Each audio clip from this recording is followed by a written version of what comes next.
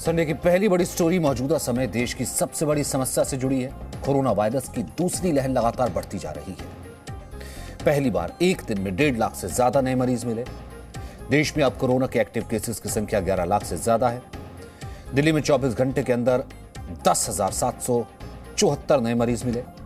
उत्तर प्रदेश में 24 घंटे के अंदर 15,353 नए मरीज मिले। मुंबई में 9,989 नए मरीज बीते 24 घंटे के अंदर मिले हैं। इस बीच देश में अब तक 10 करोड़ 15 लाख से ज्यादा लोगों ने वैक्सीन लगवा ली है और आज तो इसकी संख्या और भी ज्यादा बढ़ जाएगी, क्योंकि आज देश भर में टीका उत्सव मनाया गया। कोरोना को हराने के लिए एक तरफ प्रधानमंत्री मोदी लोगों से वैक्सीन लगवाने की अपील कर रहे हैं, तो वहीं कांग्रेस पार्टी वैक्सीन की कमी का भ्रम फैलाकर लोगों को डरा रही है। सवाल है कि क्या कांग्रेस के नेताओं की रणनीति है ना तो वैक्सीन लगवाएंगे ना ही लगवाने देंगे।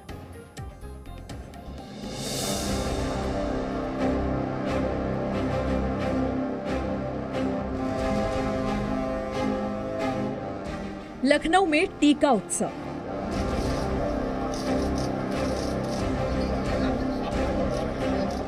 गाजियाबाद में टीका उत्सव। ग्वालियर में टीका उत्सव।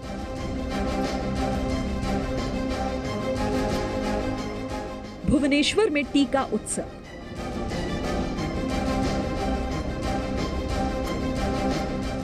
प्रधानमंत्री नरेंद्र मोदी की एक अपील का असर आज देश भर में दिखा।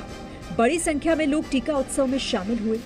रविवार का दिन होने के बावजूद लोगों ने बड़ी संख्या में वैक्सीन सेंटर पहुंचकर कोरोना को हराने वाला टीका लगवाया। 45 साल से ज्यादा उम्र के लोगों को वैक्सीन लगवाने के लिए प्रेरित करने के लिए पीएम मोदी ने 11 अप्रैल से 14 अप्रैल तक टीका उत्सव शुरू करने की अपील की थी। प्रधानमंत्री ने ट्वीट कर देश की जनता से 4 आग्रह किए।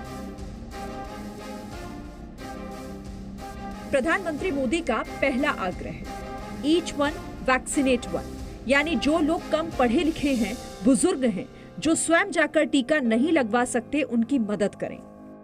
उनका दूसरा आग्रह है ईच वन ट्रीट वन, यानी जिन लोगों के पास उतने साधन नहीं हैं, जिन्हें जानकारी भी कम है, उनकी कोरोना के इलाज में सहायता करें।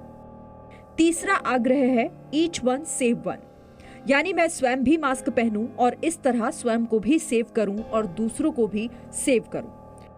प्रधानमंत्री का चौथा आग्रह है जहां पर एक भी कोरोना केस आए वहां परिवार समाज के लोग ही माइक्रो कंटेनमेंट जोन बनाएं। जिस वक्त पीएम मोदी ट्वीट कर जनता से कोरोना की लड़ाई को मिलकर जीतने की बात कर रहे थे, ठीक उसके 4 मिनट बाद राहुल गांधी ने महामारी पर सियासत करने वाले ट्वीट की चिड़िया उड़ा दी। राहुल गांधी ने लिखा, न कोरोना पे काबू, न पर्याप्त वैक्सीन, न रोजगार, न किसान मजदूर की सुनवाई, न एमएसएमई सुरक्षित, न मध्य वर्ग संतुष्ट। आम खाना ठीक था, आम जन को तो छोड़ देते। राहुल गांधी के बाद तो उनके पार्टी के नेता वैक्सीन वाली राजनीति में कूद पड़े। दिल्ली का मुख्यमंत्री कह रहा है कि 1 हफ्ते की वैक्सीन है। क्या प्रधानमंत्री को नजर नहीं आ रहा कि देश के क्या हालात हैं? देश के अंदर लोग मारे जा रहे हैं, जाने दे रहे हैं, और प्रधानमंत्री को ये उत्सव नजर आ रहा है। किस तरीके की जबान है? देश भर में वैक्सीनेशन सेंटर पर वैक्सीन लगवाने वालों की भीड़ दिख रही थी, लेकिन कांग्रेस को वैक्सीन की किल्लत नजर आ रही है।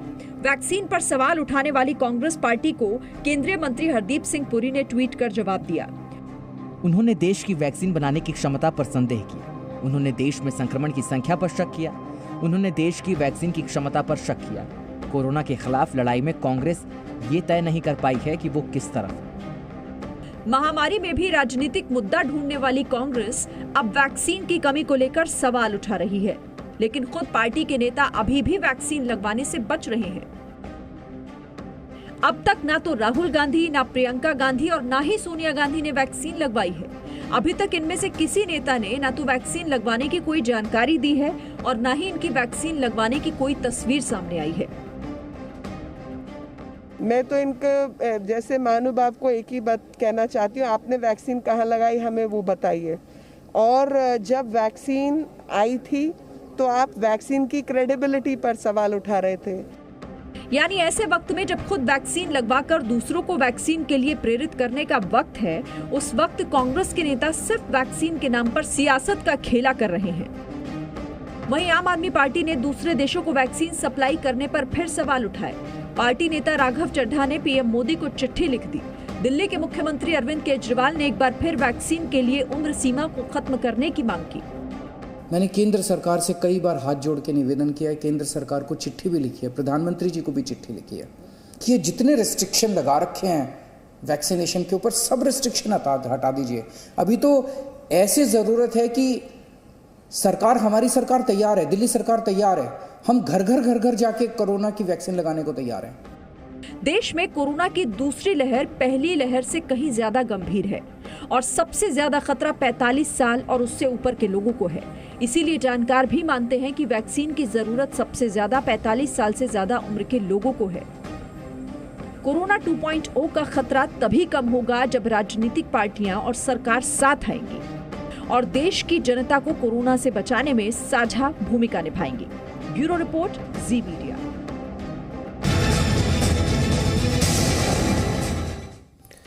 पश्चिम बंगाल में चुनाव हिंसा आम बात हो गई, लेकिन शनिवार को चौथे चरण में कूच बिहार में चुनावी हिंसा ने 5 लोगों की जान ले ली। बीजेपी और टीएमसी अब इसी मुद्दे पर आमने सामने हैं। ममता बनर्जी ने आज कूच बिहार के मुद्दे को लेकर काले कपड़े पहनकर काला दिवस मनाया, तो गृहमंत्री अमित शाह ने कूच बिहार के पीछे ममता बनर्जी के भड़काऊ भाषण को जिम्मेदार ठहराया। अमित शाह ने ममता बनर्जी पर मौत पर भी तुष्टीकरण की राजनीति का आरोप लगाया।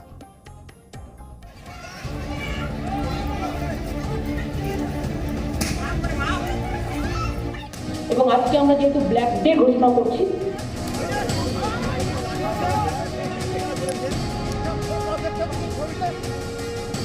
मैं पूछना चाहता हूं ममता दीदी को, आपने उनको उकसाकर एक गोलीबारी का कारण दिया।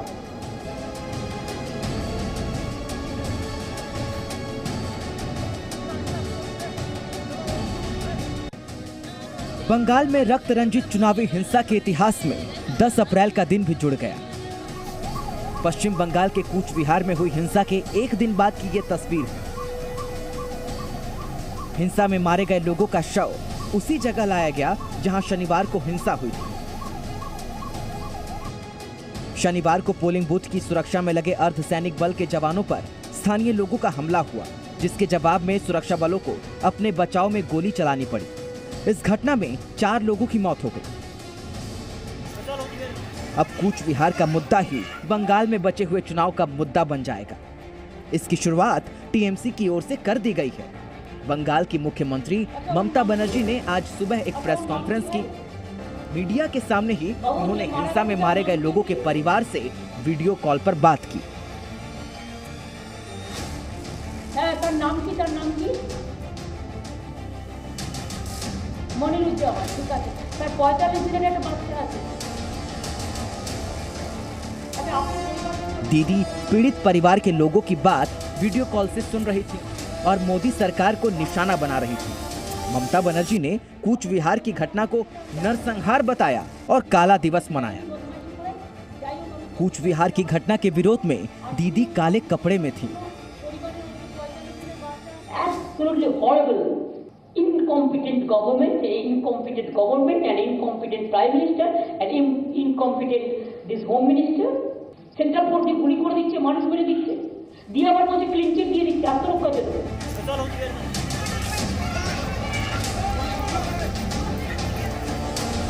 ममता बनर्जी कूच बिहार की जिस घटना के लिए केंद्र सरकार और अर्धसैनिक बल को जिम्मेदार ठहरा रही है, उसकी सच्चाई कूच बिहार के एसपी ने बताई है।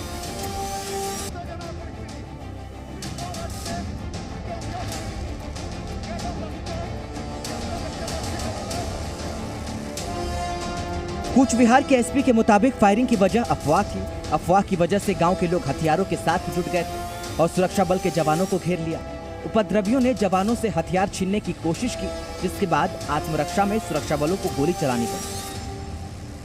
चुनाव आयोग ने भी माना कि सुरक्षा बलों ने आत्मरक्षा में गोली चलाई, लेकिन यहाँ सवाल उठता है कि बड़ी संख्या में कूच बिहार के बूथ नंबर 126 पर लोग हथियार के साथ इकट्ठा क्यों हुए, किसके इशारे पर हुए? इसका जवाब है 6 अप्रैल को ममता बनर्जी का एक बयान। সে একটা এমএলএ ইলেকশনের ক্যান্ডিডেট, তাকে বলছে বুথে ঘুষ নেই দেंगे, খালি বিজেপি को देंगे। চালাকি হচ্ছে এটা। চালাকি হচ্ছে। আমি মা ভাই বোনেদের বলবো জোট বাঁধুন, তৈরি হন। सेंट्रल फोर्सेस अगर टर्चर करेगा तो एक कट्टा होके उसका खिलाफ में जो जो कार्रवाई करना कानून का मुताबिक आप लोग करिए, डरिए मत। एक चुनावी रैली के दौरान ममता बनर्जी ने अपने कार्यकर्ताओं से अर्धसैनिक बलों पर हमले की बात कही थी। गृह मंत्री अमित शाह ने भी ममता बनर्जी के बयान को कूच विहार की घटना की वजह बताया। ममता दीदी ने कुछ ही दिन पहले भाषण किया था, CIFS CAPF वाले आए तो उनको घेर लो, उन पर हमला करो। मैं पूछना चाहता हूं ममता दीदी को, आपने उनको उकसाकर एक गोलीबारी का कारण दिया। अमित शाह ने सितालकुची के ही दूसरे पोलिंग बूथ पर कल हुई एक और मौत का जिक्र किया।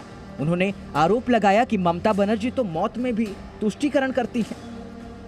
मेरा आप लोगों से इतना ही सवाल है कि 5वें बच्चे का क्या दोष था कि ममता दीदी 5वां नाम बोलने के लिए तैयार है? एक ही दिन 5 मरे हैं। इतना ही है कि वो हिंदू राजवंशी था और वो 4 माइनॉरिटी। कूच विहार के सितालकुची पोलिंग बूथ पर रविवार को भी लोगों की भीड़ थी, लेकिन ये भीड़ मारे गए 4 लोगों के जनाजे में शामिल होने के लिए आई थी। सितालकुची के बूथ नंबर 126 के बाहर खड़े हैं, जहां दिखाना चाहेंगे तस्वीर जो डेड बॉडीज थी, जो कल 4 लोग मारे गए, उनके डेड बॉडीज को लाया गया है यहाँ पर। ममता बनर्जी, मुख्यमंत्री ममता बनर्जी ने बात की है परिवार से, वीडियो कॉन्फ्रेंसिंग के जरिए उन्होंने बातचीत की है परिवार से, परिवार को सांत्वना दी है। तो ममता बनर्जी को भले ही आज रोक दिया गया हो चुनाव आयोग की तरफ से, लेकिन 14 तारीख को ममता बनर्जी आएंगी। हिंसा के बाद चुनाव आयोग ने 72 घंटे तक कूच विहार में किसी भी नेता के जाने पर रोक लगा दी है। ममता बनर्जी का हेलीकॉप्टर को लैंड करने से रोकने के लिए पुलिस ने हेलीपैड पर बसें खड़ी कर दी है। प्रशासन ने जब चुनाव आयोग का कल का आदेश था, उसके बाद इस जगह पर गाड़ियां ले आकर, देखिए पुलिस की गाड़ियां दिखाना चाहेंगे, 3 बसें हैं, चूंकि यहाँ चौपर उतर ना सके। देखिए ममता बनर्जी के बारे में कहा जाता है कि वो कई बार चीज़ों को नहीं मानती हैं, हो सकता था वो ममता बनर्जी आ भी जाती। ममता बनर्जी ने 14 अप्रैल को कूच विहार जाने की बात कही है और 17 अप्रैल को बंगाल में 5वें चरण का मतदान है। ऐसा लगता है कि अब बंगाल के बाकी बचे चुनाव में कूच विहार का मुद्दा ही गर्म रहेगा। कूच विहार से रवि त्रिपाठी के साथ ब्यूरो रिपोर्ट, जी मीडिया।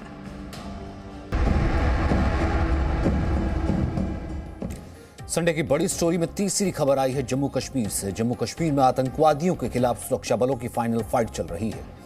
बीते 72 घंटों में जम्मू कश्मीर में 12 आतंकवादी मारे गए। पिछले 3 दिनों में आतंकी संगठन लश्कर तैयबा, अल बदर और अंसार गजवत उल हिंद के आतंकियों का काम तमाम हुआ।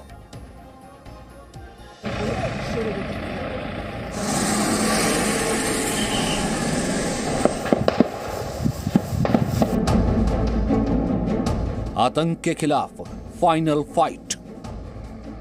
जम्मू कश्मीर में सर्दियां खत्म होने के बाद अब आतंकवाद के खिलाफ सुरक्षा बलों का ऑपरेशन फिर तेज हो गया है।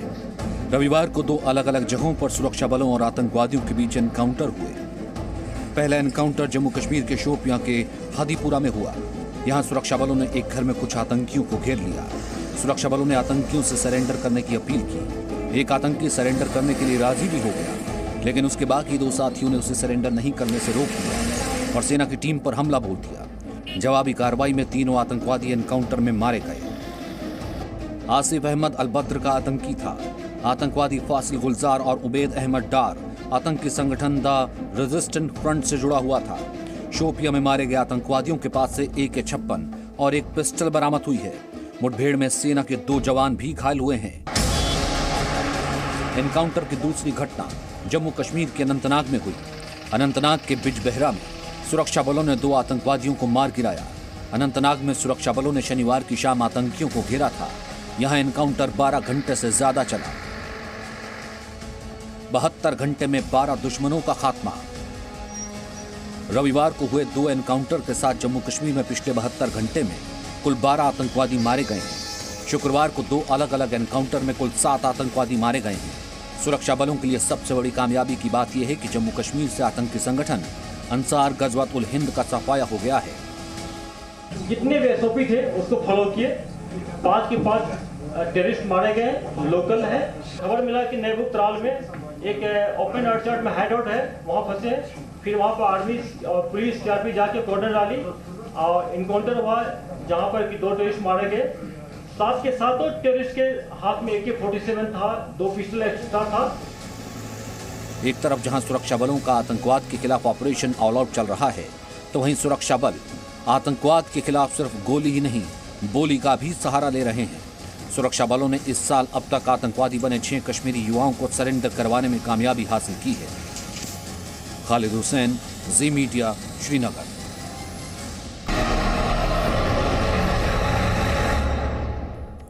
संडे की चौथी बड़ी खबर कुख्यात अपराधी मुख्तार अंसारी से जुड़ी है। मुख्तार अंसारी फिलहाल बांदा की जेल में बंद है।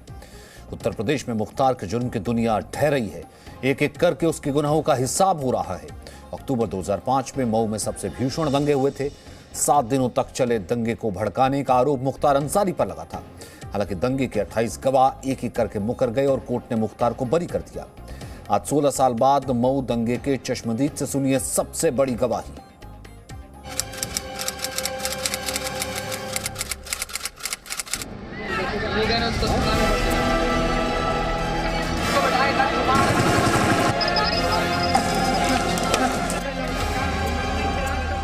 मैं बार बार कह रहा था, लेकिन कुछ ऐसे शरारती थे जो जानबूझ करके हमारे मऊ को जलाना चाहते थे, दंगा और फसाद कराना चाहते थे। कुछ छोटभैया नेता ऐसे हैं जो इसी दंगे और फसाद के नाम पर राजनीति करते हैं। पूर्वांचल के मऊ जिले में 2005 में हुए दंगों की ये तस्वीरें आज भी मऊ के लोगों के दिलो दिमाग से नहीं उतरी। खुली जीप पर बैठा ये शख्स कोई और नहीं, पूर्वांचल का माफिया, कुख्यात अपराधी विधायक मुख्तार अंसारी। तब मुख्तार अंसारी पर आरोप लगा था कि वो खुली जीप पर बैठकर लोगों को दंगे के लिए भड़का रहा था। जहां जहां से वो गुजर रहा था, समुदाय विशेष के लोग और उत्पात मचा रहे थे। ये वो तिराहा है जहां पर मुख्तार अंसारी खुली जीप में दिखाई पड़ा था। 2005 में इसी तिराहे पर मुख्तार अंसारी अपने तमाम लोगों के साथ खुली जीप में घूमता हुआ दिखाई पड़ा था। और पहली बार ऐसा हुआ था कि 13 अक्टूबर 2005 को मऊ में दंगा शुरू हुआ था और करीब 7 दिन तक ये दंगा चला था। हालांकि मुख्तार अंसारी ने अपनी सफाई में कहा कि वो दंगों को शांत कराने के लिए खुली जीप में निकला था, लेकिन उस वक्त के चश्मदीद जो मुख्तार के डर से अब तक शांत थे, डरा धमकाकर शांत करा दिए जाते थे, वो अब 2005 के दंगों पर सामने आए हैं। मऊ दंगों की हकीकत बताने के लिए आगे आए हैं। क्या कुछ हुआ था 2005 में और क्या उस वक्त का मंजर था? देखिए, 14 नवंबर 2005 को भरत मिलाप के दिन मुख्तार अंसारी के साजिश में वहाँ तार तोड़ दिया गया भरत मिलाप का। वहाँ से दंगा हो गया। उसके बाद मुख्तार गुजरा और यहाँ से जब सलाहाबाद मोड़ गया तो नेशनल चैनल में आप देखे होंगे कि यादव को गोली मारा और वहाँ पे कई लोगों की हत्याएं हुई। खुलेआम आगजनी हुआ, ओवरब्रिज के नीचे हुआ, कई जगह आगजनी हुई और तमाम मौतें हुई।